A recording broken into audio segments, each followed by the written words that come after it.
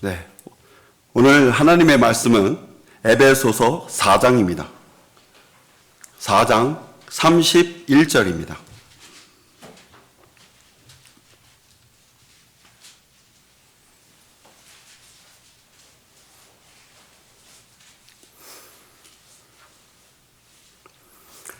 에베소서 4장 31절부터 5장 1절까지입니다. 제가 받들어 읽겠습니다. 모든 신랄함과 분개와 분노와 고함 지르는 것과 욕설을 모든 악의와 함께 너희로부터 버리라. 너희는 서로 친절하고 다정다감하며 서로 용서하되 하나님께서 그리스도를 위하여 너희를 용서하신 것 같이 하라. 그러므로 너희는 사랑받는 자녀들로서 하나님을 따르는 자가 되라. 오늘 말씀의 제목은 그리스도인의 당위입니다. 당위란 말 뜻은 마땅히 그렇게 하거나 되어야 하는 것입니다. 구원받은 그리스도인이 되었다는 것은 새로운 영적 출생을 하게 된 새로운 피조물이 된 것입니다. 그러므로 누구든지 그리스도 안에 있으면 새로운 피조물이라. 옛 것들은 지나갔으니 보라 모든 것이 새롭게 되었도다. 영적 출생을 하게 된 그리스도인이 올바른 성장을 하게 될 경우 많은 다른 그리스도인들과 관계 속에 있게 됩니다. 필연적으로 따라오는 것이 서로에게 영향을 주고 받으면서 관계가 되어지는 것입니다. 그 믿음의 간증이나 믿음의 이 본이 되어서 좋은 그 영향력 아래에서 함께 성장하기도 하지만 반대로 이 상대에게 말과 행위로 잘못 저지른 실수, 또 죄, 또 이러한 잘못으로 인해서 관계가 어려워지기도 하는 것입니다. 더 나아가서 다시는 회복되지 못하는 그러한 관계가 되기도 하는 것입니다. 이 31절에 나오는 그 목록들이 대표적인 예라고 할 수 있겠습니다. 이러한 것들은 하나님을 따르지 못하게 하는 큰 걸림돌이 되게 하는 것입니다. 이러한 일들이 사전에 방지되도록 하기 위해서 32절에 서로 친절하고 다정다감하고 서로 용서하라고 말씀하신 것입니다. 그래서 오늘은 하나님을 따르는 자가 마땅히 해야 하는 세 가지, 서로 친절하고 서로 다정다감하고 서로 용서하라는 것에 대하여 말씀을 전하겠습니다. 그 결과 하나님 아버지로부터 사랑받는 자녀들로서 하나님을 따르는 여러분들이 되어지기를 바랍니다. 하나님을 따르는 자가 마땅히 해야 되는 것들, 첫 번째, 서로 친절을 베풀어야 합니다. 너희는 서로 친절하고 다정다감하며 서로 용서하되 하나님께서 그리스도를 위하여 너희를 용서하신 것 같이 하라. 2009년 8월에 인터넷에 올라온 기사가 있습니다. 우리나라의 아시아 최초로 위패감별 인증서를 따낸 사람입니다.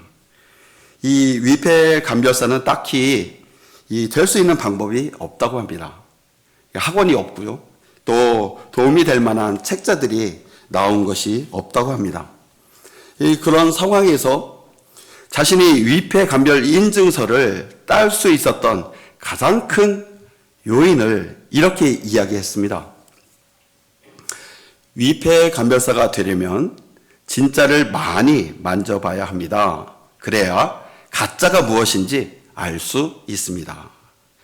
진짜 지폐를 많이 만져보는 것처럼 이 진심에서 나오는 진짜 친절, 또 진심에서 나오는 다정다감함, 또 진심에서 나오는 진짜 용서함, 이것이 이루어진다면 이 31절에 나오는 6가지 목록뿐만 아니라 또 서로의 관계를 무너뜨릴 수 있는 그 모든 악한 것들을 쉽게 발견할 수 있고 버릴 수 있게 할 수 있는 것입니다.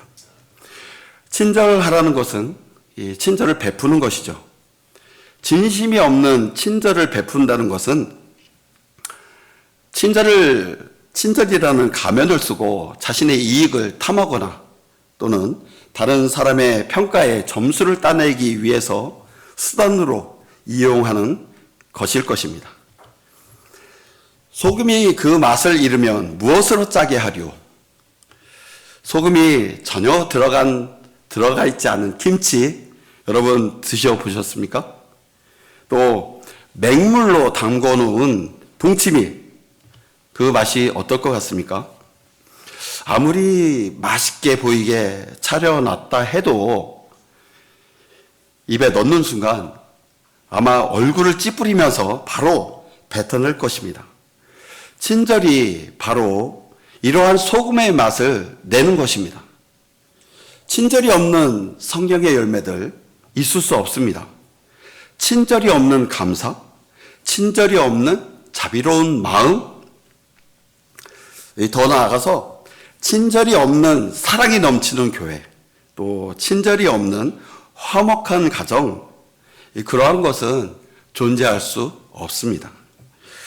누군가 친절을 베푸는 사람에게 반대해서 하지 못하게 할 수 있겠습니까? 만일 반대하는 사람이 있다면 분명 육신의 일들로 가득 찬 육신적인 그리스도인의 공격일 것입니다. 육신은 성령을 거슬러 욕심을 부리며 성령은 육신을 거스르나니 이들은 서로 반목하여서 너희가 하고자 하는 것을 하지 못하게 하느니라.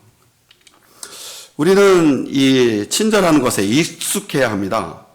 내 마음이 좋을 때만 친절을 베푸는 것, 그것도 좋지만 그것에 한정하지 않습니다. 나를 불편하게 할 수도 있습니다. 집에서 아내가 설거지 해달라고 하면 기꺼이 해주는 것입니다. 그게 친절입니다. 위험에 처하게 될 수도 있고요. 나를 수고롭게 만들 수도 있습니다. 이 사무엘하 10장 2절에 다윗에게 친절을 베풀었던 한 왕이 있습니다.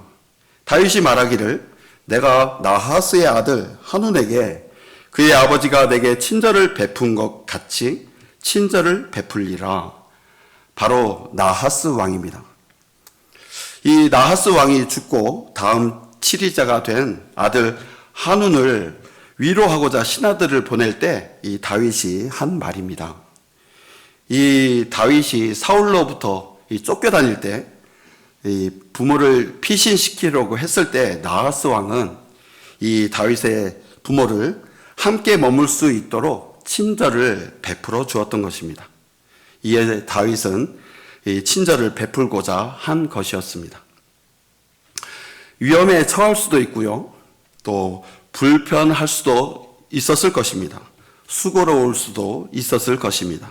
그런데도 친절을 베푼 것입니다. 친절을 베푸는 곳에는 감사와 기쁨이 있고 또 따뜻한 마음이 있습니다. 즐거움이 있습니다. 하나님을 따르는 자는 마땅히 서로 친절을 베풀 수 있어야 합니다. 하나님을 따르는 자가 마땅히 해야 되는 것들 두 번째, 서로 다정다감해야 합니다.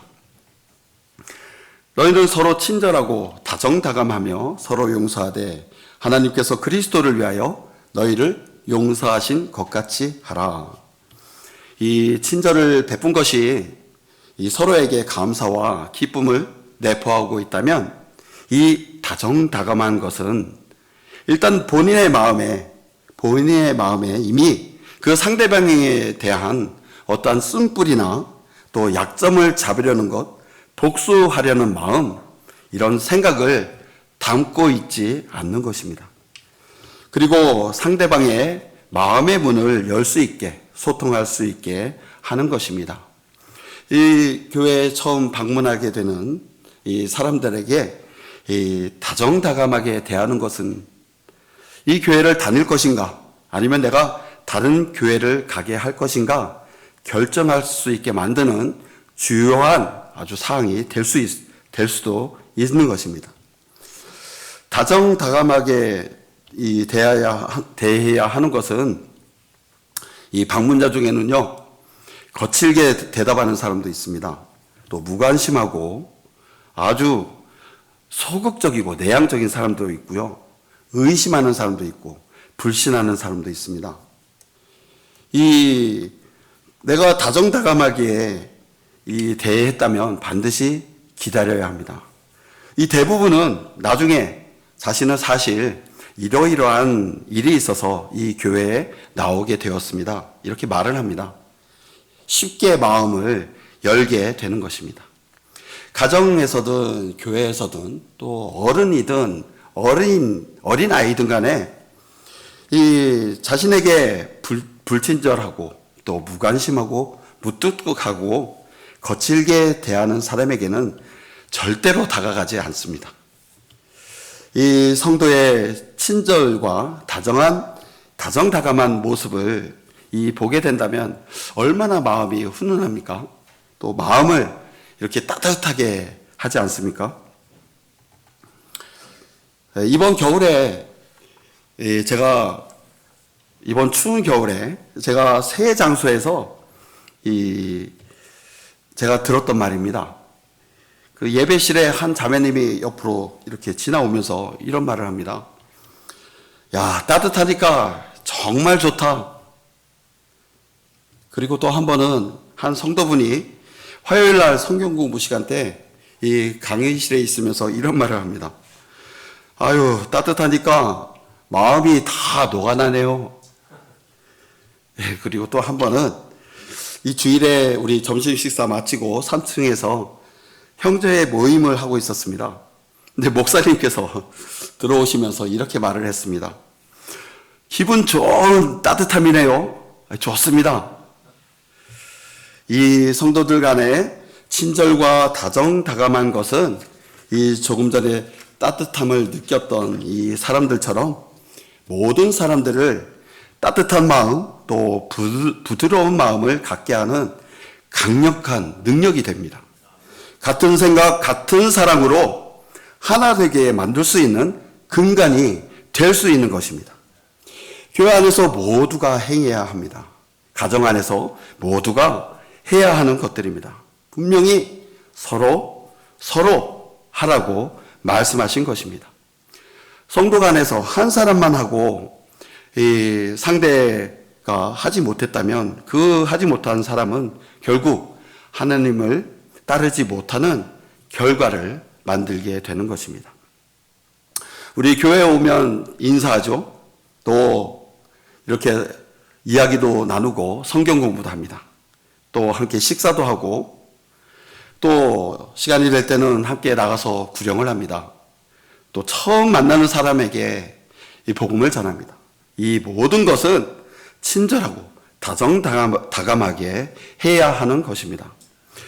하나님을 따르는 자가 마땅히 해야 되는 것은 다정다감하는 것입니다.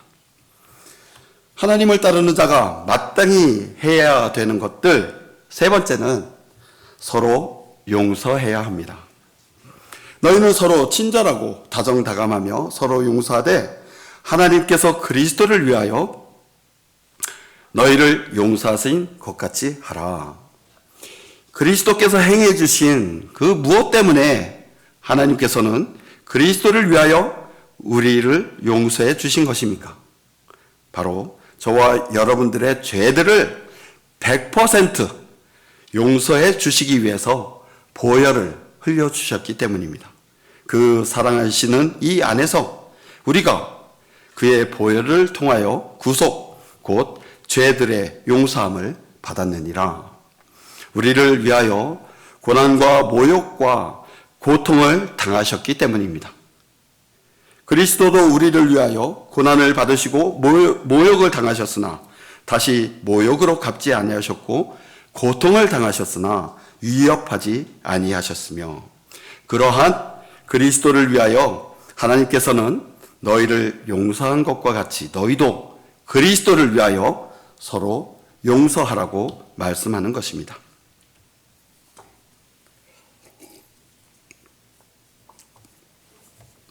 이 용서를 해주는 쪽이든 용서를 구하는 쪽이든 모두가 이 문제의 해결을 받기 위해서는 아버지 하나님의 사랑 안에 머물러 있어야 합니다.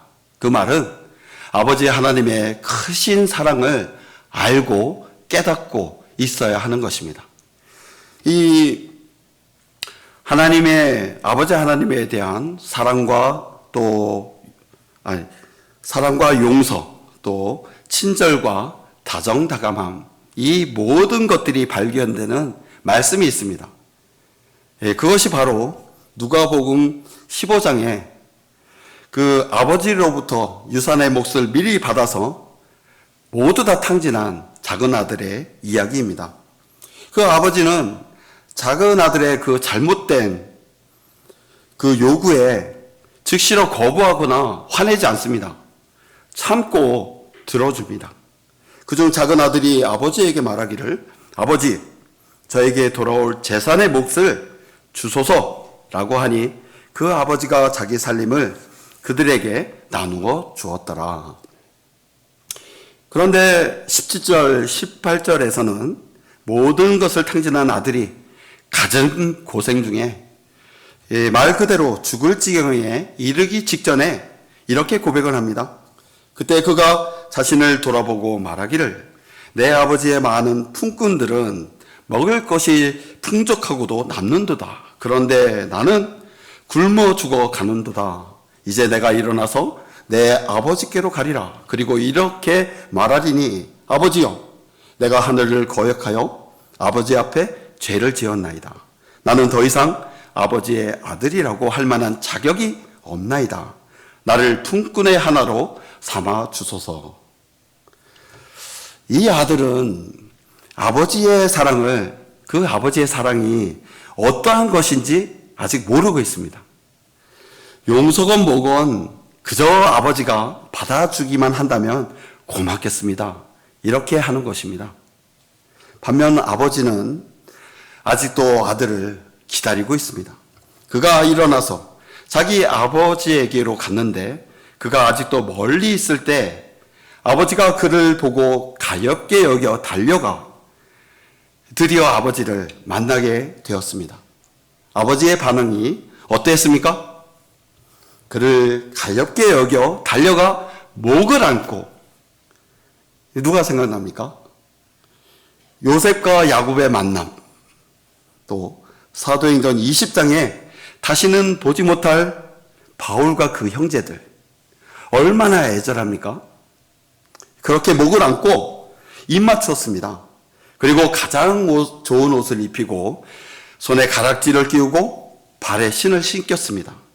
그리고 살찐 송아지를 끌고 와서 잡아서 먹고 즐기자, 이렇게 했던 것입니다. 이 아들은 자기를 대하는 아버지를 보면서 무엇을 느꼈겠습니까? 아버지가 나를 용서해 주셨구나. 나는 아버지로부터 사랑을 받는 아들이었구나. 알 수 있었을 것입니다. 이 돌아와서 아버지에게 말한 아들의 고백은 진심이었을 것입니다. 다시는 아버지 앞에 죄를 짓지 않겠습니다. 부르짖는 고백이었을 것입니다. 이것이 모든 사람을 즐겁게 했다고 말씀하고 있습니다. 이는 이 내 아들이 죽었다가 다시 살아났으며 또 잃어버렸다가 찾았음이라고 하니 그들이 즐거워하더라. 용서는 그 주변에 관련된 모든 사람들에게 즐거움을 주는 것입니다. 만일 아버지가 용서해 주지 않는 아버지였다면 그 광경이 어떠했을 것 같습니까? 즐거움이 아닌 그 31절에 있는 말씀처럼 신랄한 분개, 분노, 고함 지르는 것, 욕설, 몽둥이 다 나왔을 것입니다. 아버지의 사랑, 용서해 주시는 하나님 아버지의 사랑입니다. 저와 여러분들도 그리스도를 위하여 상대의 그리스도인을 탕자의 아버지의 사랑처럼 용서해 주라는 것입니다. 이 용서하기가 어렵게 여겨지는 것, 그것은 불가능하다라고 여겨지는 것은 100%의 용서를 안 했기 때문입니다. 하나님께서는 나에게 100%의 용서를 해 주셨습니다. 그리고 다른 사람에게도 100%의 용서를 해 주라고 말씀하시지만 나는 자꾸 10%, 50%, 심지어는 90%의 용서하지 못하는 마음을 남겨놓는 것입니다. 마음의 두 가지가 동시에 일어나는 것입니다. 머릿속에서는 당신을 용서합니다. 당신을 용서합니다 하면서도 이 입으로는 아직도 용서가 안 된 것들, 나에게 저지른 잘못, 받은 상처, 내가 받은 모욕, 수치, 이러한 것들을 발산하는 것입니다. 반대로 입으로 용서했다 하면서 마음속에서는 신랄한 분개, 분노, 고함 지르고 욕설로 가득 찬 상태가 일어나게 되는 것입니다. 두 가지 마음이 동시에 일어나면 이렇게 되는 것입니다. 우리가 이런 상태를 해결할 능력이 없다는 것을 반드시 알아야 합니다. 내가 뱉어내는 모든 말들, 그것은 유일한 해결책을 주실 수 있는 하나님 아버지께 솔직하게 전부 알려드려야 하는 것입니다. 이것은 참으로 어렵고 힘든 과정입니다. 그러나 반드시 극복해야만 하는 하나님의 명령입니다. 반드시 해야 하는 것입니다. 그러기 위해서는 무단히 끈기 있게 간구해야 합니다. 용서하라고 기록된 말씀들을 찾아서 주님의 이름으로 간구하는 것입니다. 누가복음 15장의 탕자의 아버지의 사랑처럼 저도 용서하지 못하는 저 성도를 베풀어야겠습니다. 저도 용서해 줌으로 즐거움에 동참하고 싶습니다. 이렇게 기도해야 하는 것입니다. 왜 기도하고 왜 간구해야 하는 것입니까? 그래야 용서할 수 있습니다. 우리의 마음과 생각을, 상상을 아시는 주님이시라는 사실입니다. 진심에서 20% 용서한 사람이 진심으로 기도하게 되면 30, 50, 100%의 온전한 용서를 할 수 있게 되는 것입니다. 마지막으로 용서는 마땅히 해야 합니다. 당연히 해야 하는 것입니다. 1만 달란트 빚진 종이 그 빚을 다 탕감받고 나가서 자기에게 100달란트 빚진 동료 종을 만나게 됩니다. 그때 그 동료 종은 간청합니다. 참아달라고 애원합니다. 그런데 들어주지 않습니다. 어떻게 합니까? 빚진 것을 다 갚을 때까지 감옥에 쳐넣습니다. 참 잔인하지 않습니까? 만일 용서해 주었다면 주변에 그 사람들과 그 주인 얼마나 훈훈해하고 즐거워했겠습니까? 이 사실을 알게 된 1만 달란트 탕감해 주었던 그 주인이 이렇게 말합니다.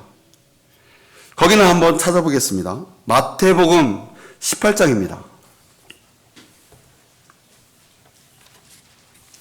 마태복음 18장 32절입니다.